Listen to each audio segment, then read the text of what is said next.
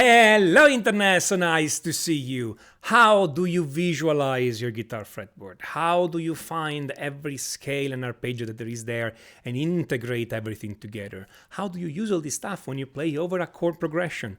Well, there are many solutions, and some people here will go out immediately with just go and learn the cage system, okay? I really don't like the cage system. If you want to use it, use it. I'm not going to be a fundamentalist about all that, but I think there are better options than the cage system. A student of mine asked me how to go about all that, how to use all those scales and arpeggios over a chord progression, how to integrate everything together, how to visualize in an economic way everything, and I gave him a detailed answer. And the answer is this. So I had a question for you about outlining chords with either scales or arpeggios. Mm-hmm. I've tried both ways. When's the best time to use scales to outline chord progression or arpeggios? Mm-hmm. You mean when you're playing lead over top of a chord progression? You mean so you're guitar, improvising or composing? Yeah, exactly. Yeah. Whenever you are doing something like that, most guitar players tend to preferentially use notes of the chord. Yeah. If you play all the notes of a chord, you're playing an arpeggio. we are always there, okay? Because those are the most consonant notes, the notes that feel more in the chord. So that's why they do it.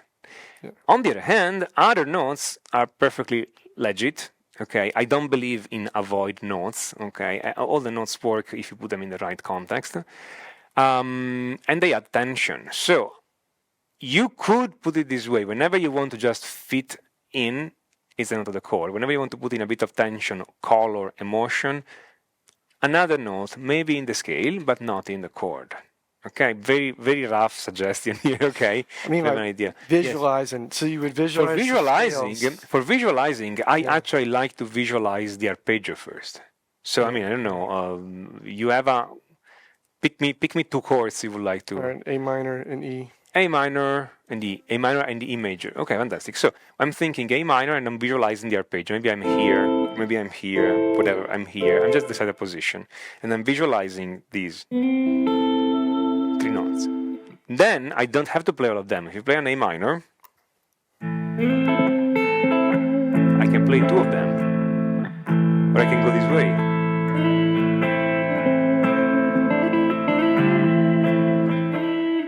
I can hit a note of the chord, and the chord, and then I can start using notes of the scale maybe to bridge between them or to add the extra emotion when I go from a note of the chord. That's another note of the chord. It's a C. That's not. So see, it's more emotional. Now like, okay.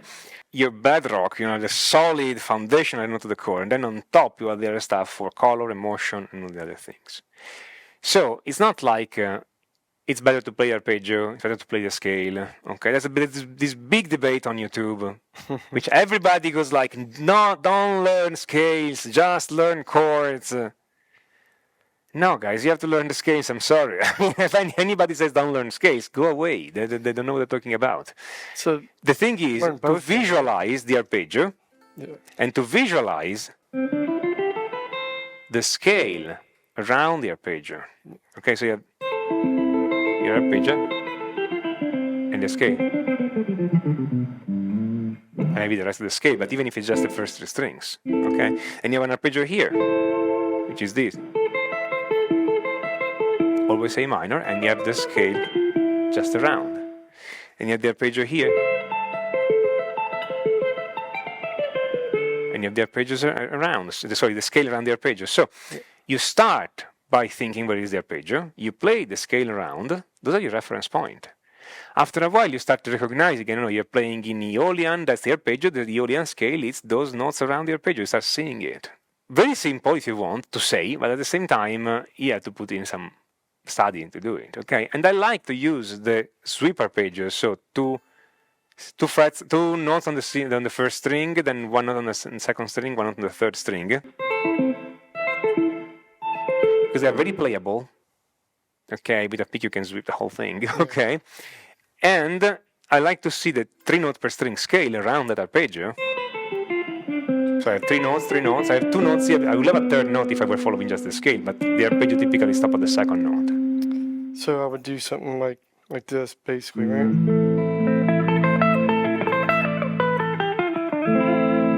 So yeah, I mean, right now you are playing the arpeggio and playing the scale. The important point is to visualize them, because you can play the scale first and then the arpeggio. You can play part of an arpeggio, part of a scale, or do whatever you want.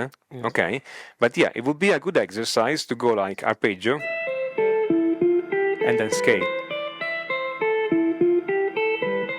or arpeggio down, or arpeggio up, sorry, and scale down. So one or the other. Okay, in all the positions. And then the next chord you have was E.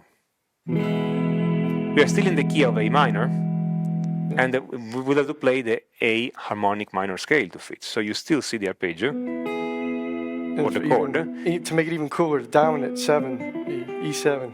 Yeah. But yeah, you can totally add the note of the arpeggio around the, so not the scale, sorry, around the arpeggio. And again, I like to use 3 notes on the first string, 3 notes on the second string, 2 notes on the next string for this kind of arpeggio here.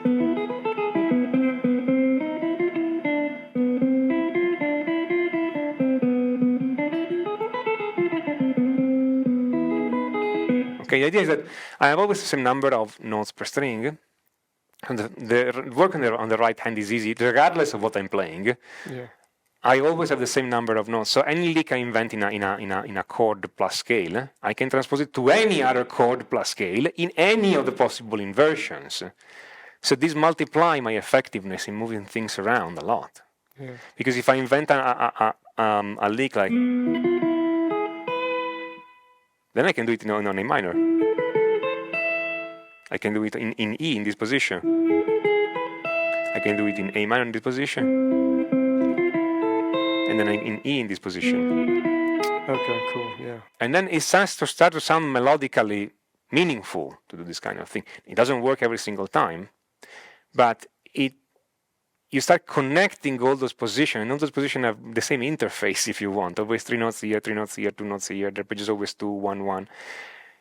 And so moving things around and creating melodic references from one point of the solo to another becomes easier.